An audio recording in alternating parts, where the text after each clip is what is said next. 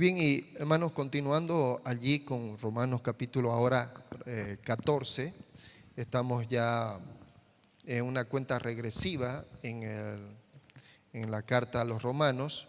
Recordemos que son solamente 16 capítulos y ya estamos prácticamente iniciando el capítulo 14 de Romanos, así que ya nos queda poco.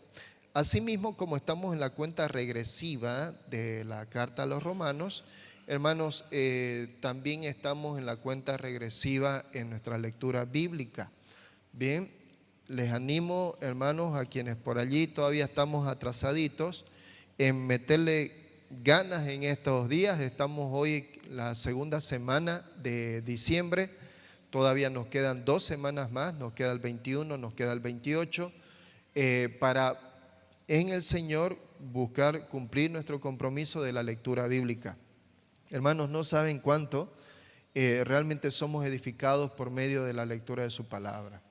En la carta a los Corintios que estuve leyendo, hermanos, el Señor realmente nos habla de una forma tan abierta, de una manera tan clara, que lo único que nos queda, hermanos, es gozarnos. Es gozarnos por lo que el Señor ya ha hecho en nosotros y que ya lo toma como un hecho lo que sucederá en nosotros en el futuro. Así es que, hermanos, el Señor sus promesas las tiene allí para nosotros. ¿Y qué queda al creyente? Bueno, queda al creyente, hermano, una vida una actitud que glorifica al Señor. Queda al creyente una vida que disfrute adorando al Señor mientras vamos haciendo, o sea, en cada actividad que vamos haciendo, el Señor esté allí de una manera transversal en cada una de las áreas de nuestra vida, ocupando el centro de nuestra vida, por supuesto. Bien, vamos allí a Romanos capítulo 14, versos 1 al 9. Espero que ¿recibieron sus hojitas? ¿No? Nuestro hermano Josué se olvidó. Hermano Lucio, por favor, le di unas hojitas a nuestro hermano Josué, los bosquejos. Sería bien, por favor, si lo puede ver aquí en el muro, si lo tenemos en el muro las hojas, y si no, hay que preguntarle a Josué dónde las dejó los bosquejos. Por favor, querido hermano. ¿Ya? Bueno, algo pasó. Es que como normalmente le entregamos a nuestro hermano Octavio, y nuestro hermano Octavio está delicadito hoy, así que lo entregué a nuestro hermano Josué. Bueno, ahora sí. Dice allí en Romanos capítulo 14, dice: recibid al débil en la fe, pero no para contender sobre opiniones, porque uno cree que se ha de comer de todo, otro que es débil come legumbres. El que come no menosprecie al que no come, y el que no come no juzgue al que come, porque Dios le ha recibido. ¿Tú quién eres que juzgas al criado ajeno? Para su propio Señor está en pie o cae, pero estará firme, porque poderoso es el Señor para hacerle estar firme. Uno hace diferencia entre día y día, otro juzga iguales todos los días. Cada uno esté plenamente convencido en su propia mente. El que hace caso del día lo hace para el Señor, y el que no hace caso del día para el Señor no lo hace. El que come para el Señor come, pero porque da gracias a Dios, y el que no come para el Señor no come y da gracias a Dios. Porque ninguno de nosotros vive para sí y ninguno muere para sí. Pues si vivimos, para el Señor vivimos, y si morimos, para el Señor morimos. Así que sea que vivamos o que muramos, del Señor somos. Porque Cristo para esto murió y resucitó y volvió a vivir para ser Señor así de los muertos como de los que viven. Muy bien, entonces el apóstol Pablo, entonces continuando justamente el contexto de lo que ya habíamos hablado en el capítulo 13, en lo que él dijo de que andemos de día, que andemos honestamente, y toda aquella exhortación que el apóstol Pablo manifestó en cuanto a nuestra manera de comportarnos con las personas, con nuestro prójimo, con los hermanos en Cristo, con nuestras familias. Continúa el apóstol Pablo ahora haciendo una diferencia en la iglesia. Una diferencia, lo cual el apóstol Pablo lo menciona de una forma abierta y clara, de que hay en la iglesia, dice, hermanos que son débiles y hermanos a los cuales son fuertes. Esto no quita de lado la exhortación que en todas las cartas paulinas el apóstol Pablo estuvo escribiendo. Recordemos aquí como introducción algunos de los versículos que el apóstol Pablo mencionó a modo de que toda la iglesia debe de mantenerse unida, como por ejemplo en Efesios capítulo 4, verso 3, donde el apóstol Pablo exhorta y dice, la unidad del Espíritu, dice, de que todos debemos de perseverar en la unidad del Espíritu en el vínculo de la paz, ¿no? Nos dice a todos los creyentes de que todos debemos de perseverar en esto. Todos debemos de ser perseverantes en mantenernos unidos, pese a que evidentemente es normal que como creyentes y seres humanos tengamos algunas diferencias de pensamiento. Por supuesto, esto es común. Sin embargo, también Colosenses capítulo 3, verso 4, nos dice de que también nosotros debemos de andar, dice, revestidos de amor, que es el vínculo perfecto, ¿no? Otra vez aquí el apóstol Pablo vuelve a exhortar a que cada creyente debe de estar revestido, ¿no? Es decir, el revestirse viene a ser algo más o menos como cuando empieza a hacer frío y yo agarro y tomo la actitud de traerme una chamarrita y ponerme la chamarra, ¿no? Ponérmela encima. Y en este contexto es lo que está diciendo de que nos revistamos de amor, ¿no? ¿Por qué? Porque el amor cubre todas las faltas de nuestro prójimo, ¿no? Nuestro Señor Jesús también hizo un énfasis en esto. Juan capítulo 13, versos 34 y 35. Nuestro Señor Jesús dio este mandato que Él lo consideró, bueno, no lo consideró, sino dijo, este mandamiento nuevo os doy. Aunque no era precisamente un mandamiento nuevo, dijo, amaos unos a otros como yo los he amado, así también ámense los unos a otros, porque en esto conocerán todos que ustedes son mis discípulos si tuvieren amor los unos con los otros. Así que, hermanos, entendemos, hermanos, de que la iglesia no es una taza de leche, ¿no? La iglesia no es una taza de leche. No es que en la iglesia todos nos caemos bien perfectamente y estamos como que así estamos como que quisiera, por supuesto, el Señor eso es lo que busca evidentemente en nosotros, de que como creyentes estemos fortalecidos y unidos, pero en la humanidad aún todavía, en nuestra vieja naturaleza, aún todavía nosotros permitimos que hayan cosas que no son precisamente de agrado para el Señor, pero es parte de nuestra condición humana, como dijo Pablo, yo soy carnal vendido al pecado. No era de que era un cristiano carnal, sino la condición en la cual Pablo mencionaba que vivía en su humanidad, ¿no?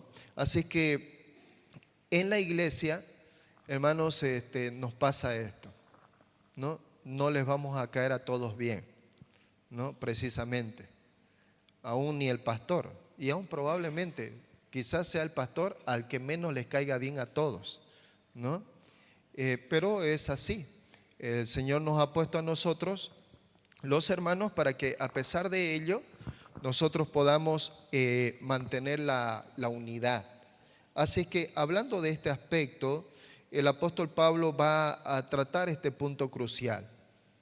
El apóstol Pablo dice, hermanos, aunque en la iglesia hay, y vamos a hacer una diferencia entre lo que es el hermano, a lo que Pablo llama el hermano fuerte y el otro a lo que llama el hermano débil, ¿ya? Vamos a diferenciarlo porque la palabra de Dios nos muestra justamente de qué se trata. A pesar de ello, el apóstol Pablo dice de que debe de haber el vínculo de la unidad.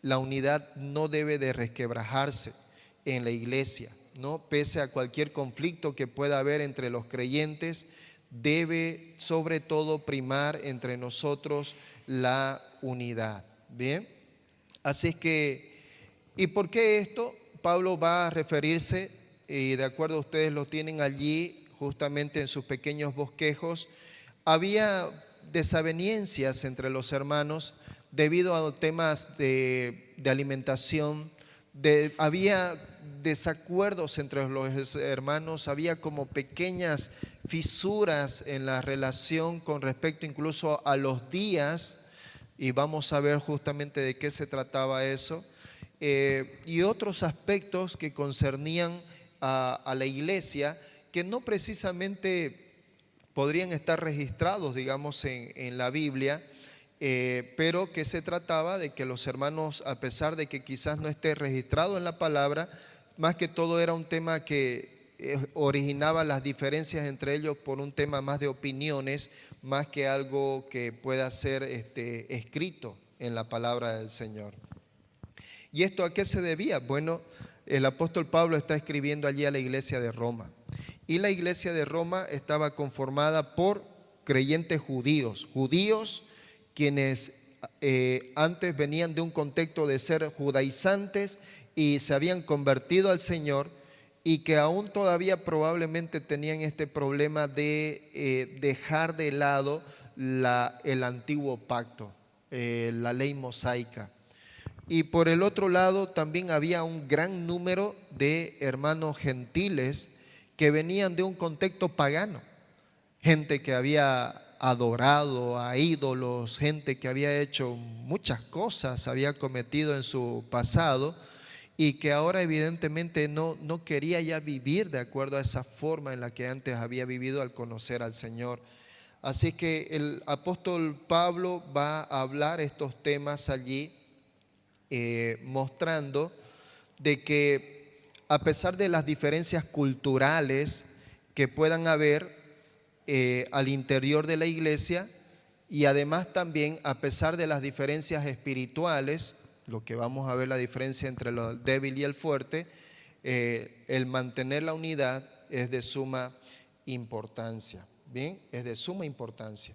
El apóstol Pablo aquí se dirige en el verso, empezando ya el capítulo 14, el apóstol Pablo se va a dirigir hacia el creyente fuerte, entendiendo de que el creyente fuerte es ese creyente espiritual, es ese creyente maduro, en el cual entiende, conoce la palabra de Dios, entiende la palabra de Dios, conoce las libertades que tiene en Cristo, disfruta de las libertades que tiene en Cristo, pero a la vez también tiene un hermano débil que lo está mirando a él. Y que este hermano, por ser un hermano débil en la fe, tiene una actitud en la que probablemente tenga una tendencia a querer hacer una especie de juicio sobre el hermano maduro, y también a que el hermano maduro tenga una tendencia a menospreciar al hermano débil.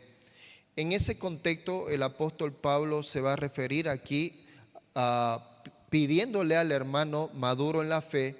En el versículo 1 empieza con esto diciéndole: recibid al débil en la fe, pero no, dice, para contender sobre opiniones, no para contender sobre opiniones.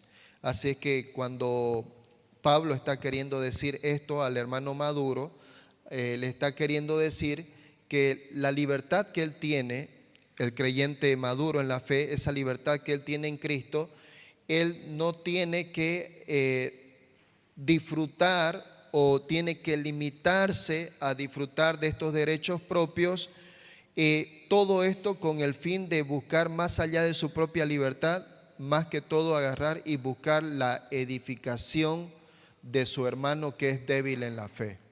Bien, el apóstol Pablo le está diciendo a él de que debe de ejercer esa libertad, ejerciéndola en el sentido de que a pesar de que el creyente maduro sabe que tiene estas libertades en el Señor, pero por amor a su hermano que es débil en la fe, debe tal vez incluso de agarrar y restringirse de algunas cosas en las cuales venga en detrimento de su hermano que está allí, su hermano en la fe. Miren esto cuando, por ejemplo, en el punto 1, cuando hablamos con respecto a las cuestiones dietéticas, bien, que está en los versos 1 al 3, el apóstol Pablo allí menciona el débil en la fe, ¿no? ¿Quién viene a ser este débil en la fe? Bueno, complementando, es un creyente inmaduro, ¿no? Un creyente inmaduro en la fe, un cristiano que ha recibido poca instrucción y probablemente por ello este creyente tiene muchas dudas en cuanto a la fe que profesa. O tal vez podríamos hablar de este creyente débil en la fe como un cristiano que no ha confiado plenamente en Dios, por lo que le cuesta depender solo de Dios, ¿no? Entonces, cuando hablamos de un hermano débil en la fe, podemos verlo desde tres perspectivas. Entonces, un hermano que es creyente en el Señor, pero debido a su poco tiempo de discipulado, debido al poco tiempo que ha tenido de que alguien esté sobre él acompañándolo en su crecimiento espiritual, entonces este hermano tiene muchas dudas y esto hace por supuesto de que lo haga un hermano débil. También hay este otro tipo de hermano, como dijimos, un creyente inmaduro, ¿no? Es decir, un creyente que confía más en sus propios esfuerzos, en sus propias cualidades, en sus propias habilidades, más que en el mismo Señor. Así es que cualquiera sea en esta la situación del creyente inmaduro, aún todavía la palabra de Dios, cuando se va al griego, la palabra griega de la persona o de esta palabra débil es la palabra astenonta. Bien, y escuchen bien qué significa esta palabra astenonta. Esta palabra significa débil, pero se refiere principalmente a una persona enferma, ¿no? Esta palabra astenonta hace referencia a una persona débil, pero específicamente hacia una persona que está enferma, a una persona que presenta algunos síntomas de debilidad. Así es que cuando se está refiriendo a esta palabra de debilidad, está especificándose a la palabra de debilidad espiritual, ¿no? A la palabra de debilidad espiritual. Y hermanos, hay una cosa que es cierto en toda iglesia. Hay una cosa que es súper importante en toda iglesia y que es sumamente necesario aquí también en particular. Hermanos, para que nosotros no seamos débiles en la fe, hermanos, nosotros necesitamos pasar por un proceso de discipulado. Necesitamos pasar por un proceso en el cual haya alguien que nos vaya acompañando en nuestro crecimiento espiritual.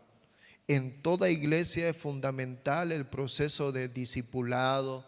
En toda iglesia es fundamental el proceso de personas maduras en la fe que estén acompañando a los hermanos en ese crecimiento espiritual, que poco a poco se vaya reflejando en sus acciones, en sus actitudes, en su vida diaria. Hermanos, a mí me encanta. Yo generalmente, por ejemplo, yo no estoy teniendo tiempo casi ningún día de la semana durante la noche. Si alguien me dijera, pastor, puede visitarme en la noche, con que más de un 90% de probabilidad le diría que no podría por la noche, porque hermanos, estoy llevando un proceso de discipulado, ¿no? Y me encanta estar con los hermanos y con las hermanas, tener estos pequeños grupos donde juntos ambos vamos caminando y estamos allí en este proceso con la Biblia principalmente como nuestro material más importante y acompañado de otro material adicional, y vamos juntos en este proceso. Qué lindo es agarrar y en la medida en que vamos estudiando la Biblia, van saliendo las dudas, van despejando las dudas. Dudas que son tan comunes como, y pastor, la salvación se pierde. Y pastor, ¿y qué pasaría si el Señor de los cielos me llamara y me encontrara en pecado? Pierdo mi salvación por haber estado en pecado en el momento en el que el Señor me encuentra. Y pastor, ¿qué tal con respecto a esto? Hermano, qué lindo es que poco a poco esas cosas se van resolviendo en la medida en que nos vamos reuniendo. y en que vamos aprendiendo juntos, conociendo cada vez más al Señor y nuestra fe se va fortaleciendo. El Señor, eso es lo que Él quiere, eso es lo que Él busca. Y hermanos, nosotros no tenemos que agarrar y limitarnos, como que tener miedo y decir, ay, no sé, me gustaría de repente pedirle al pastor, o me gustaría pedirle a algún hermano que me ayudara en este proceso me gustaría ser discipulado, pero no, creo que no, o no tengo tiempo. Hermanos, es de suma importancia para el creyente.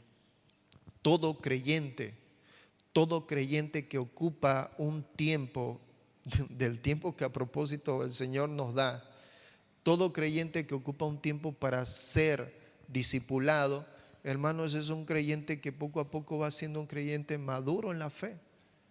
Entonces es un creyente que muy pocas veces va a ser movido, y va a ser un creyente que va a ser a propósito muy utilizado por el Señor.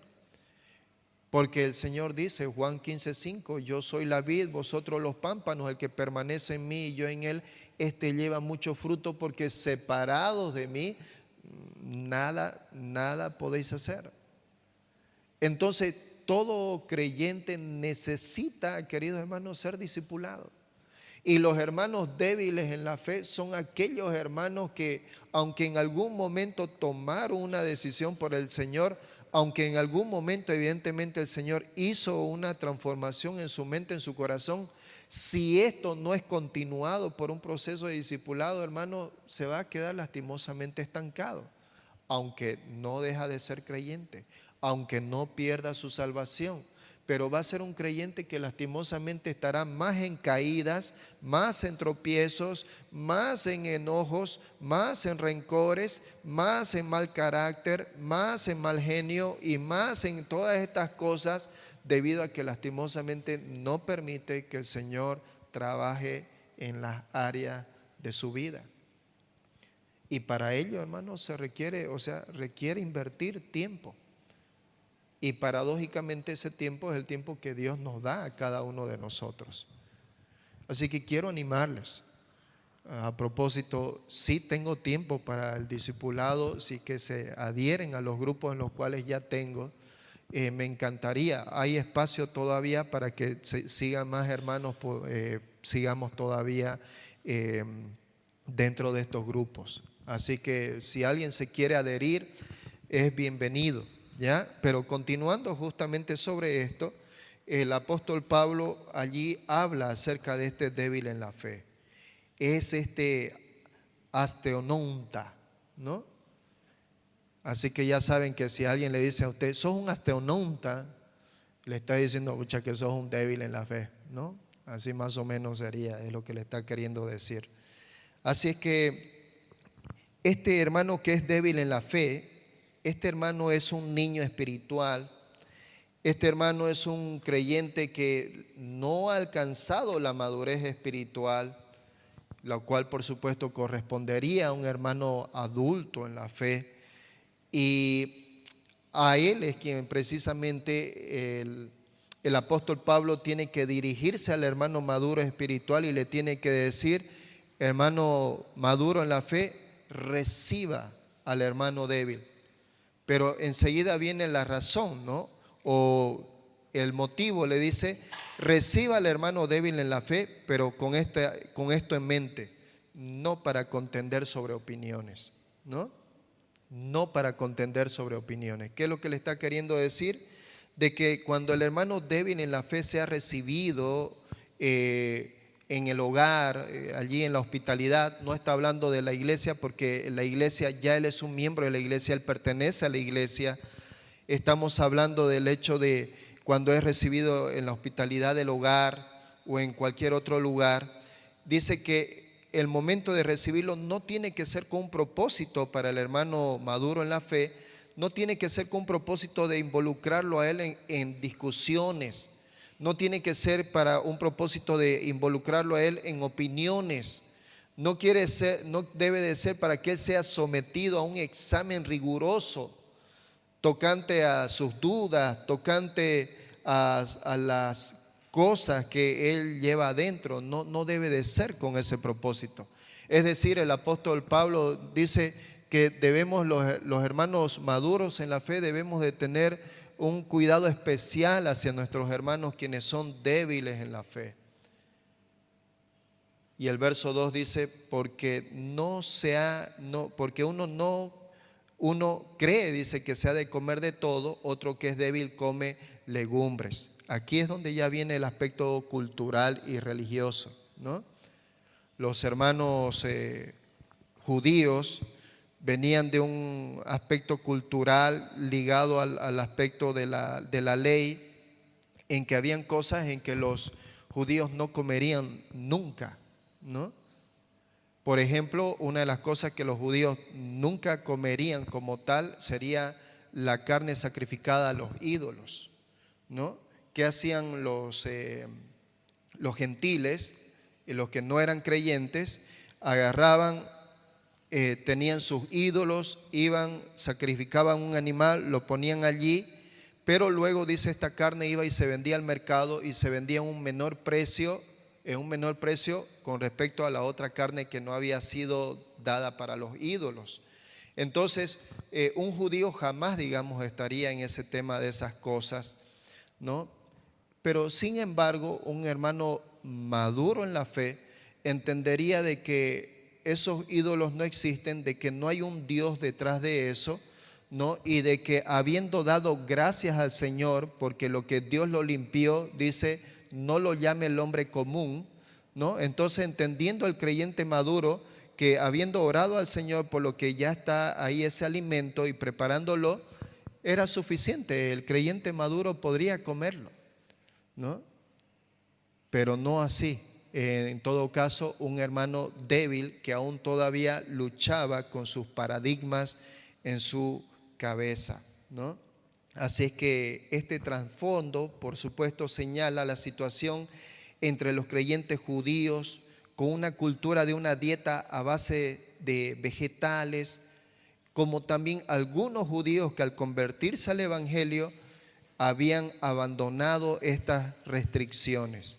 El apóstol Pablo continúa allí en el verso 3 y dice allí, el que come no menosprecie al que no come, y el que no come no juzgue al que come, ¿no?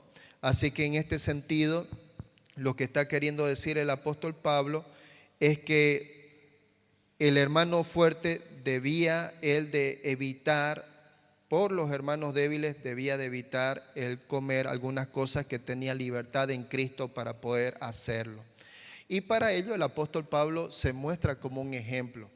Ya 1 o 2 años atrás, Pablo había escrito a los Corintios alguna cosa relacionada también con esto, y me acompañan allí en 1 de Corintios capítulo 8, verso 9. El apóstol Pablo dice allí, pero miren, dice, que esta libertad vuestra no venga a ser tropezadero para los débiles. El Pablo está escribiendo allí a los hermanos de la iglesia, a los hermanos maduros en la fe, y les está diciendo, hermanos, de que deben de estar en la libertad en Cristo, no irse a un libertinaje, ¿no? Pero además de eso, dice, de que tengan cuidado, dice, en que al utilizar su libertad, sin querer vengan a ser tropezadero para las personas débiles, ¿no? Y también continúa en el mismo capítulo 8, del verso 13 de 1 de Corintios, allí dice, por lo cual, si la comida le es a mi hermano ocasión de caer, no comeré carne jamás para no poner tropiezo a mi hermano, ¿no? El apóstol Pablo también él mismo se ponía allí como un ejemplo. Él sabía de que en Cristo tenía libertad para poder comer, ¿no? Algunos tipos de carne que estaban de alguna manera restringidos dentro de la ley mosaica. Por ejemplo, en la ley mosaica estaban restringidos todos los animales inmundos. ¿Cuáles eran aquellos animales inmundos? Bueno, el chancho es un animal inmundo, ¿no? Todos aquellos animales que pezuña hendida, bueno, eso ahorita no lo tengo ahorita muy en mi mente, pero bueno, los animales puros eran el cordero, el cabrito, el becerro, ¿no? Esos eran animales que podían comer los judíos, pero los otros tipos de animales no podían, ¿no?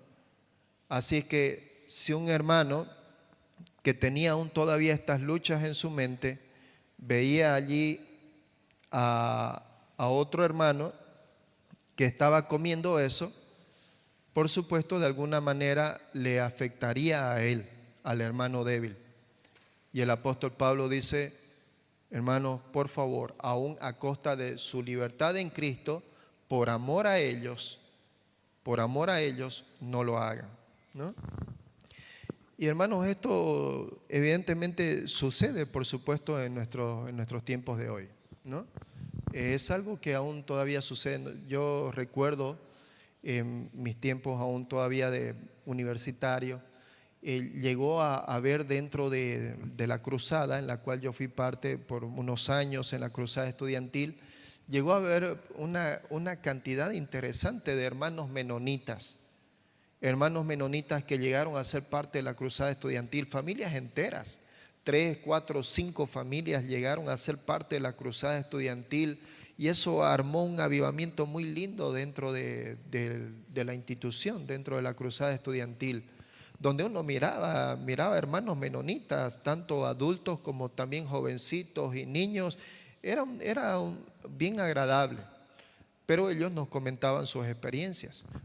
Todos conocemos de que los menonitas, ellos viven en comunidades, y al venir justamente de este contexto de esta cultura y religión menonita, ellos no comparten muchas cosas con respecto a nosotros de la ciudad. Ellos, por ejemplo, no utilizan la tecnología, ¿no? Que ellos tengan, digamos, no sé, a ver qué podríamos pensar, un vehículo a motor, digamos, ¿no? Después, no sé, podríamos tal vez pensar el tema del teléfono, ¿no? Un smartphone, ¿no? Entonces ellos se prohíben esas cosas, ¿no? Se prohíben. Ellos viven dentro de lo muy tradicional. Cosas, cuando hablamos de la siembra y la cosecha, ellos utilizan lo que es bien antiguo, y a pesar de que todavía son muy eficientes, sin lugar a duda, ¿no?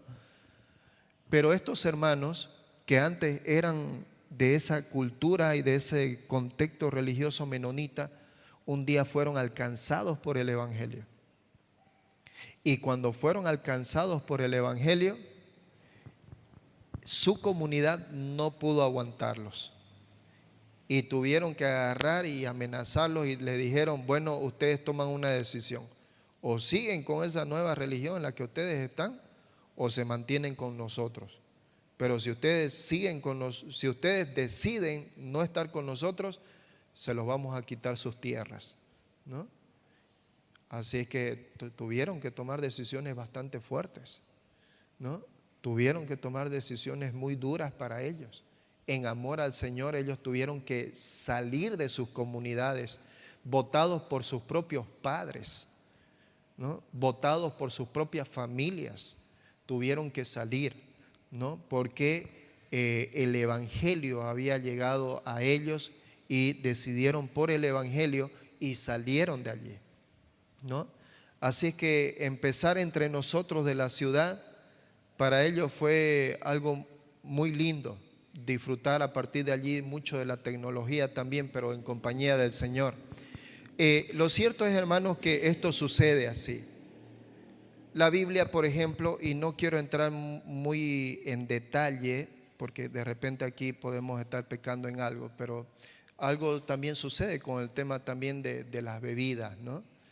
El Señor nos dice en Efesios, dice: no os embriaguéis con vino, en lo cual hay disolución, ¿no? Pero tampoco nos dice no tomen vino. Es más, a Timoteo también en su momento le dice a Timoteo, a su hijo espiritual, le dice: Timoteo, toma vino porque eso te ayuda en tu estómago, en el tema, en el aspecto del digerir, ¿no? Ahora, bueno, muchos creyentes maduros evitarán definitivamente el no tomar absolutamente ninguna especie de bebida alcohólica. Y otros hermanos maduros en la fe entenderán también que tomar 1 o 2 copas absolutamente no pasa nada delante del Señor, ¿no? Claro que eso no dé oportunidad que de ahí ya le dé al raleo, ¿no? Ya la fregó, ¿no? Entonces, eso viene a ser también allí un punto crucial. Una vez escuché acerca de un joven, ¿no? Un joven, un conocido mío, ¿no?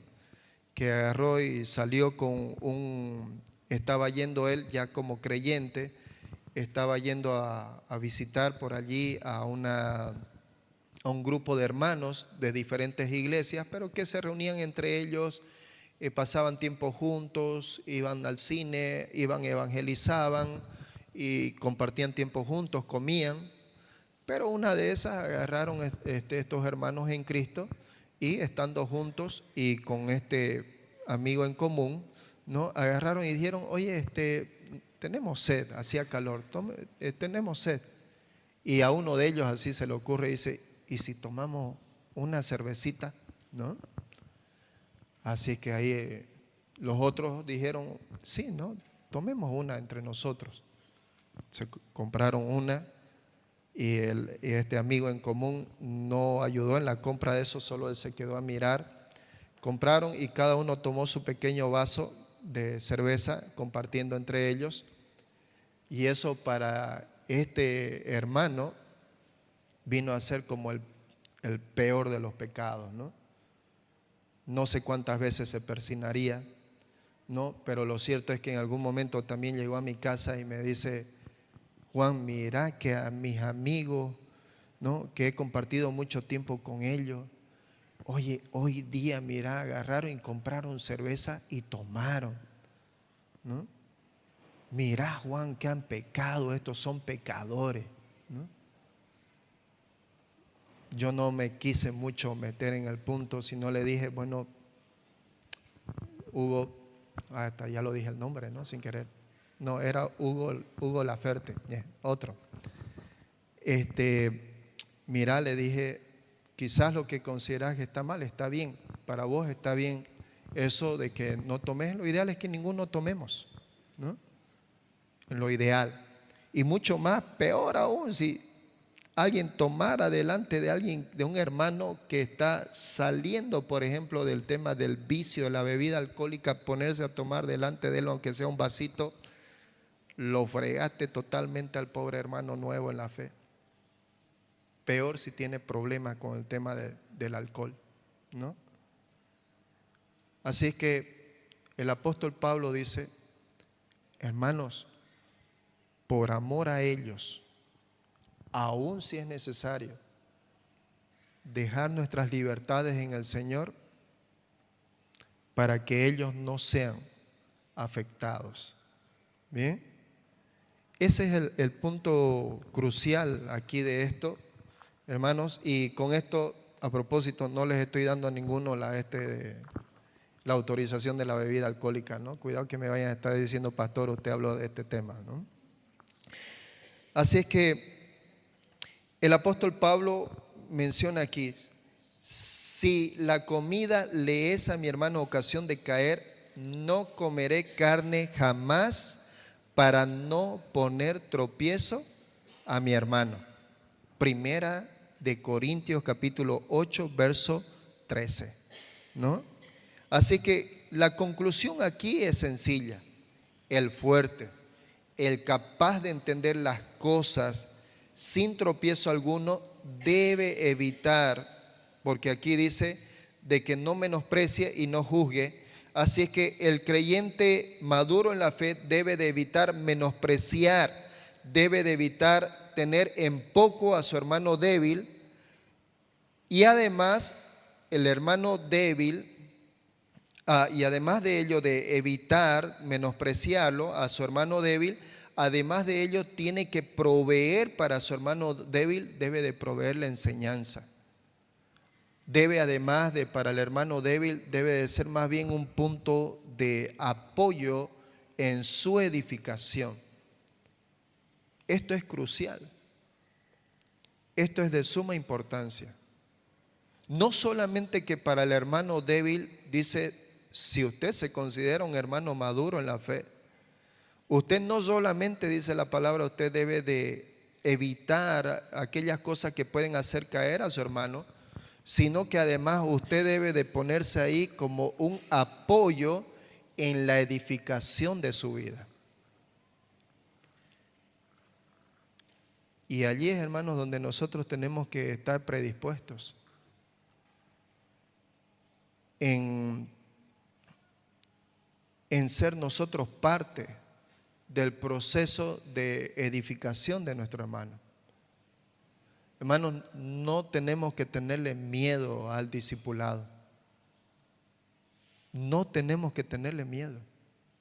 Una iglesia madura en la fe es una iglesia que ha entendido de que cada hermano maduro en la fe es una pieza fundamental, esté o no en el liderazgo, es una pieza fundamental para que por medio de él otros hermanos vengan a ser edificados. Hermano, no le debe de tener usted miedo al discipulado.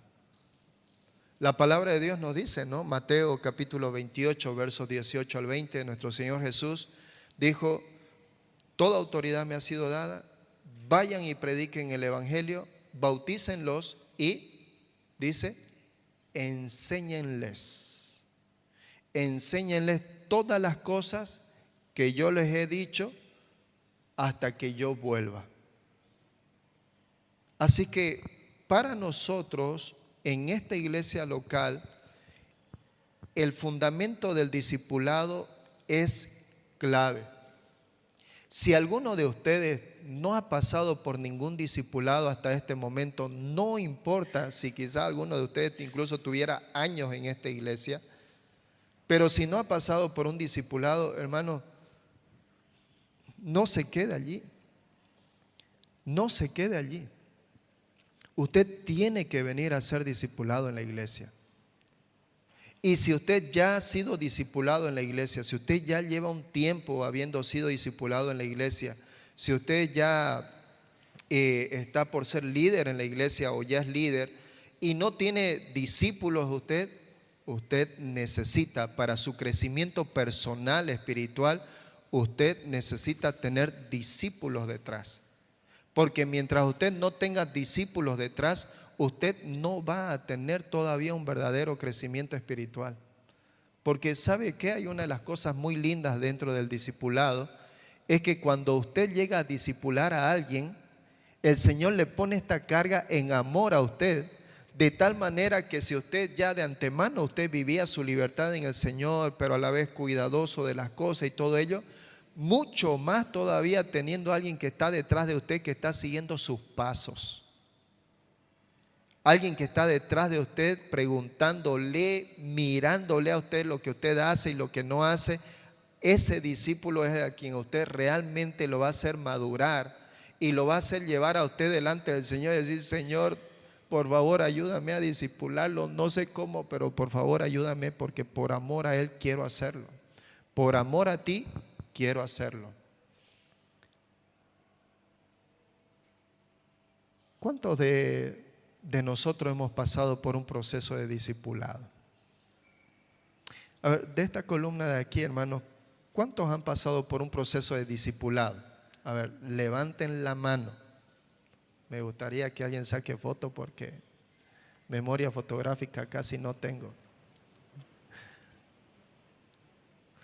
¿Cuántos de esta columna de aquí han pasado por un proceso de discipulado? A ver, levanten la mano.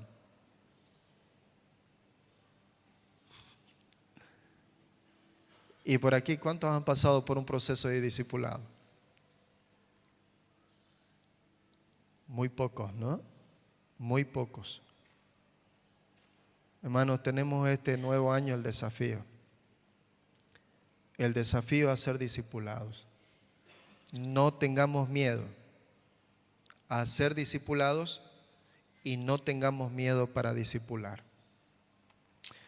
Bien, el Señor llama aquí, en este verso 3, como ya los mencionábamos, dice: el que come no menosprecia al que no come, y el que no come no juzgue al que come. Y en este aspecto el tema de juzgar, esto, hermanos, es muy delicado. Está llamando al hermano maduro en la fe a que no tenga un menosprecio hacia ese hermano débil. Pero al hermano débil le está diciendo de que no juzgue al hermano maduro en la fe. Y este tema de lo que viene a ser el juzgar, hermanos, es realmente muy delicado. En realidad, en el aspecto del cuidar de nuestro hermano débil, aún incluso también tiene sus limitaciones. Tiene sus limitaciones. Voy a amar y voy a cuidar a este hermano débil en la medida en que evidentemente en ese amor yo esté cuidando de él. Yo busque disipularlo, busque estar allí listo para su edificación. Pero ¿qué tal si el hermano débil viene a ser un hermano tal que empieza como que a tema de murmuración, a empezar a hablar en contra de los hermanos y en última instancia aún incluso a un tema de querer dividir a la iglesia? Ahí ya estamos hablando de otra cosa. Ahí ya no se trata ya de que el hermano maduro tenga que seguir cuidando, entre comillas, al hermano débil, sino que definitivamente ahí ya viene en otro aspecto que viene a ser el tema de la confrontación, evidentemente desde la perspectiva bíblica, Mateo, ¿no?, que nos habla acerca de este punto, ¿no?, de confrontar este tipo de casos a que no llegue a un punto tal en la que habló Pablo a los Corintios, en la que habló el apóstol Santiago también a la iglesia, en la que habló también el autor a los Hebreos también a la iglesia. Situaciones en las que lastimosamente los hermanos maduros en la fe no pusieron límites, no pusieron lineamientos, no le dijeron al hermano débil: hasta aquí, hermano, por favor, no te pases. Y al no haber puesto límites a eso, estos hermanos débiles en la fe llegaron a situaciones tan difíciles, tan críticas, como por ejemplo el tema de la división en la iglesia. El apóstol Pablo tuvo en el capítulo 1 que llamar fuertemente la atención a los hermanos de Corinto, cuando les dijo: hermanos, ¿cómo pues van a estar diciendo yo soy de Apolo, yo soy de Cefa, yo soy de Pablo, yo soy de Cristo? ¿Acaso Pablo murió por ustedes? ¿Acaso fueron bautizados en el nombre de Pablo? Y Santiago también agarró y dijo: hermanos, la situación entre ustedes es tan crítica que aún entre ustedes no solamente hay divisiones, sino que hasta hay demandas.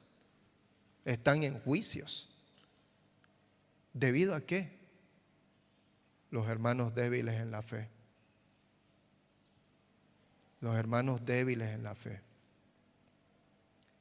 Hermanos, tenemos como creyentes maduros, tenemos que estar ahí predispuestos para nuestros hermanos débiles y principalmente para su edificación. Pero cuando el hermano débil ya empieza como que a salirse más allá de estos lineamientos, hermanos, el poner un alto a eso no es algo en que será que lo hago, será que no lo hago, sino que es algo que se debe de hacer de ipso facto, algo que debe ser inmediato antes de que pase a cosas peores. Se debe poner límite. Bien, a esto es lo que el apóstol Pablo dice, de que el hermano débil debe de evitar juzgar, a su hermano que es maduro en la fe. Miren Mateo capítulo 7, versos 1 y 2, cuando nuestro Señor Jesús dijo: porque con el juicio con que juzgáis seréis juzgados, y con la medida con que medís os será medido. Así que los problemas mayores en la congregación, no van a ser precisamente por procedentes de hermanos maduros en la fe.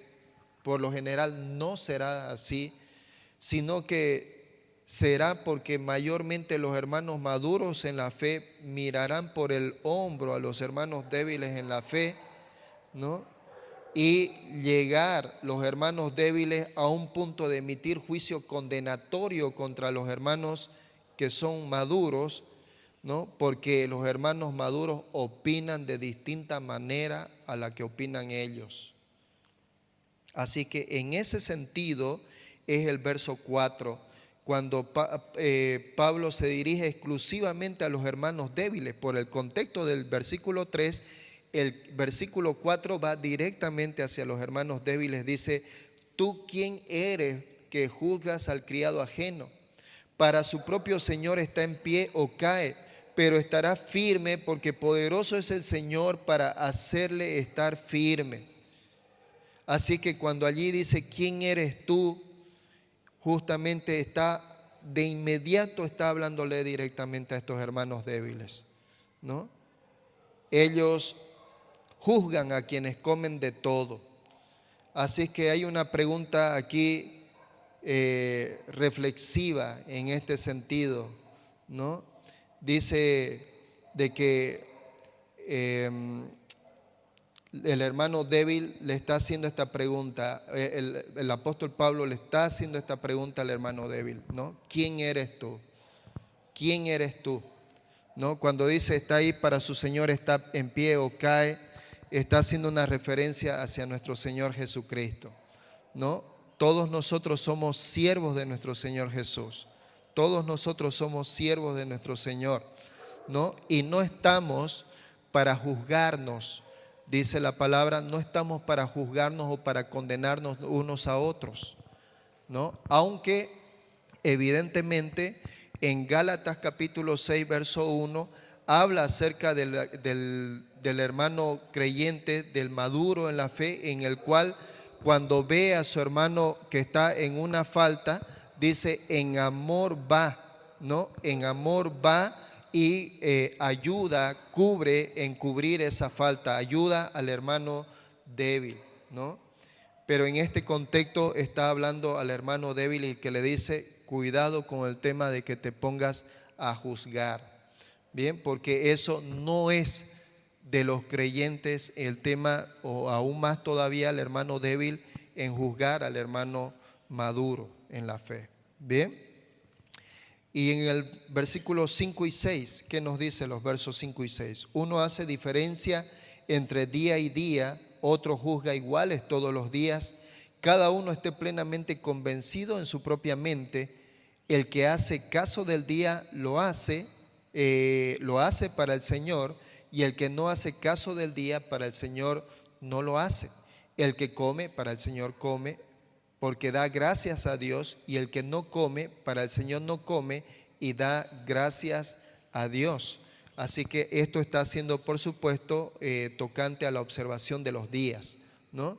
Recordemos que dentro de la religión judaizante, o el orden dentro del antiguo pacto, era los días solemnes eran principalmente el Shabbat, ¿no? Un día solemne para el Señor, y luego estaban los días de fiesta, ¿no?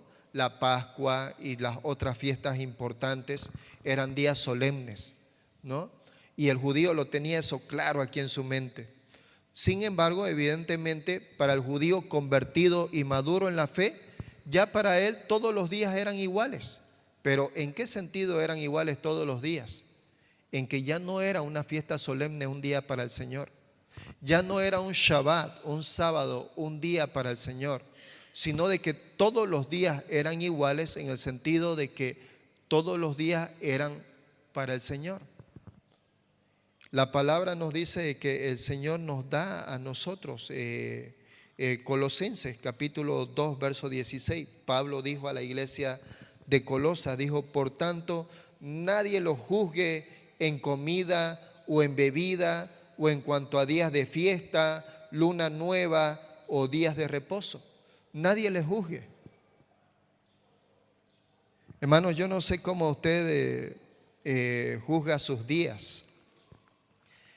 No sé si usted tiene días especiales muy lindos para usted, aunque tal vez podemos tener esa tendencia a tener un día en particular. Bueno, a mí, para ser honesto, mis días lunes me gustan porque son mis días, en teoría, son mis días libres, ¿no? Y probablemente usted tenga un día como este domingo, que es un día especial para usted, porque seguramente de lunes a sábado usted trabaja. Pero lo cierto es que al margen de eso, hermanos, dice la palabra, nadie nos juzgue por comida, bebida o días de reposo, días solemnes o días de Shabbat, ¿no? Nadie nos juzgue, porque ¿quién es el que nos da cada día de vida? Es el Señor quien nos los da. Por tanto, para nosotros como creyentes, cada día para nosotros es igual en el sentido de bueno, de agradable, porque es el Señor quien nos los está dando. Y al darnos ese día, lo que el Señor espera es que en la manera de administrar el día es que debemos de disfrutarlo haciéndolo como para el Señor. Esos 86.400 segundos, 1.331 minutos, 24 horas que el Señor nos ha dado de vida, la palabra del Señor nos indica, es un día para el Señor, es un día para Él, ¿no? Por tanto dice, nadie le juzgue. Y es que evidentemente, como ya lo había mencionado, los hermanos débiles tenían esta lucha aún todavía. Hermanos que venían de este contexto judaizante y que a pesar de ser creyentes aún todavía tenían esta lucha consigo mismos entre lo que vino a ser el antiguo pacto y lo que vino a ser el nuevo pacto en Cristo, ¿no? Ese nuevo pacto. Así es que esto es lo que menciona, por supuesto, allí el Señor. Sin duda alguna, todos los días para el creyente son santos, porque en cada uno debe entregarse plenamente a Dios, ¿no? Allí Romanos 12:1, que ya antes lo hemos visto, que nos dice, ¿no? Romanos capítulo 12, verso 1, dice, así que hermanos, os ruego por las misericordias de Dios que presentéis vuestros cuerpos en sacrificio vivo, santo, agradable al Señor. Así debe de ser cada día que vive el creyente, ¿no? Así que ninguno de nosotros debemos de ser juzgados por ello, o por lo menos esto era el mandato que el apóstol Pablo daba en el contexto en lo cual ellos estaban así viviendo. Bien, y por último, allí los versos 7 al 9. ¿Qué nos dice los versos 7 al 9? Ya estamos casi ahí terminando, hermanos. Dice allí, porque ninguno de nosotros vive para sí y ninguno muere para sí, pues si vivimos para el Señor vivimos y si morimos para el Señor morimos. Así pues que vivamos o que muramos, del Señor somos, porque Cristo para esto murió y resucitó y volvió a vivir para ser Señor así de los muertos como de los que viven. Así que, ¿qué es lo que nos está queriendo decir? O lo que dice en este caso al creyente maduro en la fe, ¿no? Es que la identificación con Cristo en el nuevo nacimiento produce en nosotros, en todo creyente, toda persona que se ha identificado con Cristo, que ha nacido de nuevo, lo que Dios ha hecho en él, en su interior, ha sido un cambio sustancial, un cambio radical, un cambio definitivo en su vida. Todo creyente hemos experimentado esto. Y si usted no ha experimentado este cambio en su vida, es porque hay algo evidentemente que usted necesita primeramente verlo con el Señor, ¿no? Todos experimentamos esta situación porque todos estamos en la misma posición, que esta posición es estar en Cristo. Todos estamos en Cristo. Así que Pablo, por supuesto, él se incluye también en esta afirmación cuando él utiliza aquí este pronombre diciendo nosotros. Así que no hay distinción alguna. Todos, tanto los fuertes como también los hermanos débiles, todos tenemos una nueva vida en Cristo. 2 Corintios 5:17, de modo que si alguno está en Cristo, nueva criatura es, las cosas viejas pasaron, he aquí todas son hechas nuevas. Así es que esta es una consecuencia radical, ¿no? Que hace de que todo hombre renuncie a su yo, todo creyente deba de renunciar a su yo personal para agarrar y estar sometido a nuestro Señor Jesucristo. Pablo también lo dijo ahí claramente en Gálatas capítulo 2. ¿no? Gálatas capítulo 2, verso 20. Con Cristo estoy juntamente crucificado, ¿no? Y ya no vivo yo, sino Cristo vive en mí. Y las cosas que ahora vivo en la carne, lo vivo en la fe del Hijo de Dios, el cual me amó y se entregó a sí mismo por mí. Así como nuestro Señor Jesucristo murió y por el poder de Dios nuestro Señor Jesucristo resucitó, de la misma manera el creyente ha muerto a sí mismo. De la misma manera el creyente ha muerto a su yo, a su egoísmo, a su egocentrismo, para permitir que sea nuestro Señor Jesucristo quien gobierne su vida. Es nuestro Señor Jesús quien debe de gobernar por medio nuestro. Allí primera de Corintios capítulo 3, versos 21 y 22. Acompáñenme allí, por favor. Primera de Corintios capítulo 3, versos 21 y 22. Dice así: así que ninguno se gloríe en los hombres, porque todo es vuestro, sea Pablo, sea Apolos, sea Cefas, sea el mundo, sea la vida, sea la muerte, sea lo presente, sea lo porvenir, todo es vuestro, y vosotros de Cristo y Cristo de Dios. Así es que en cuanto a muerte, queridos hermanos, todos nosotros hemos, dice la palabra, hemos muerto para que por medio de nuestra muerte nuestro Señor Jesucristo sea glorificado en nosotros. Y cuando nosotros glorificamos al Señor, ¿no? Él nos ha dado todo a nosotros. Bien, nuestro Señor Jesús, por supuesto, dio su vida, ¿no? Él dio su vida en rescate por todos nosotros allí en la cruz. Y cuando Él dio su vida por nosotros en la cruz, Filipenses allí capítulo 2, versos 8 al 11 dice de que al Padre le plació, al Padre le encantó dar o permitir que su Hijo reciba toda gloria, toda honra, ¿no?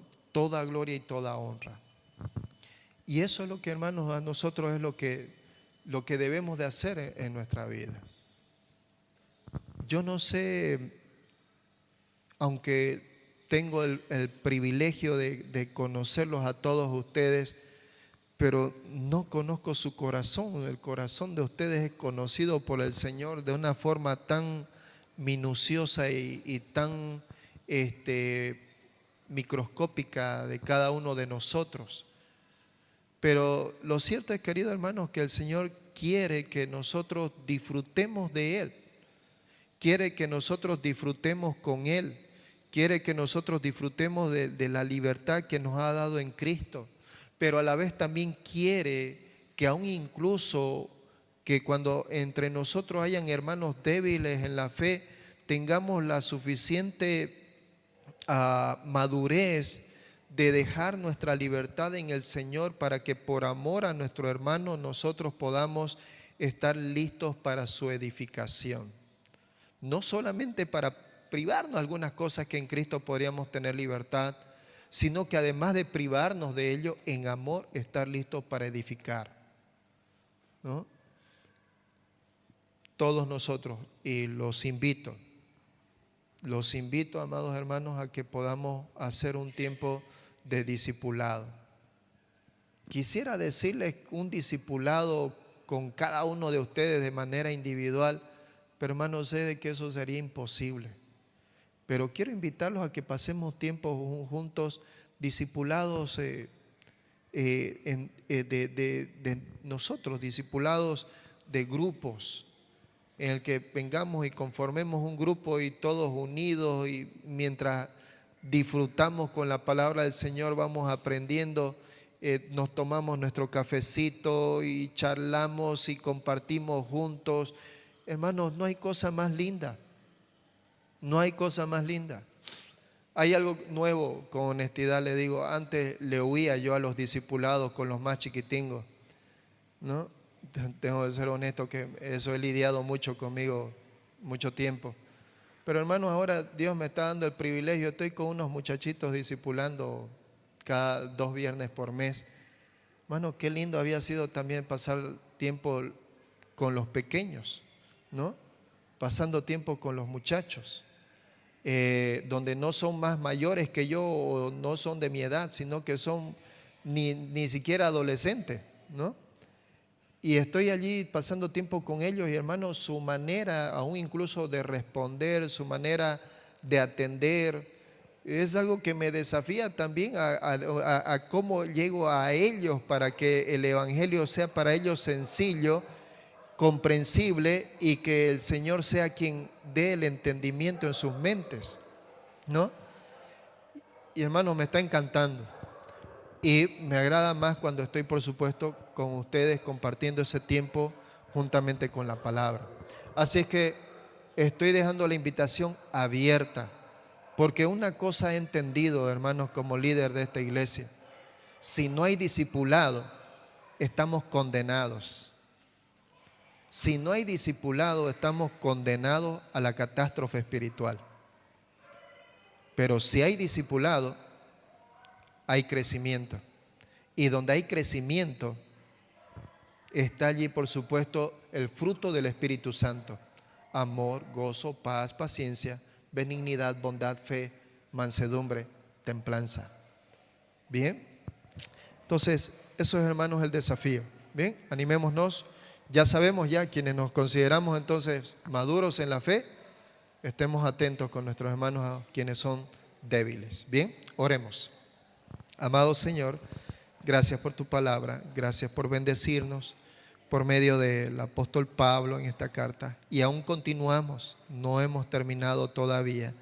Pero Padre, queremos continuar la siguiente semana pidiéndote, Señor, que seas tú obrando en nuestros corazones, como lo has hecho hoy. Te pedimos que así sea. En el nombre de tu amado Hijo Jesús. Amén.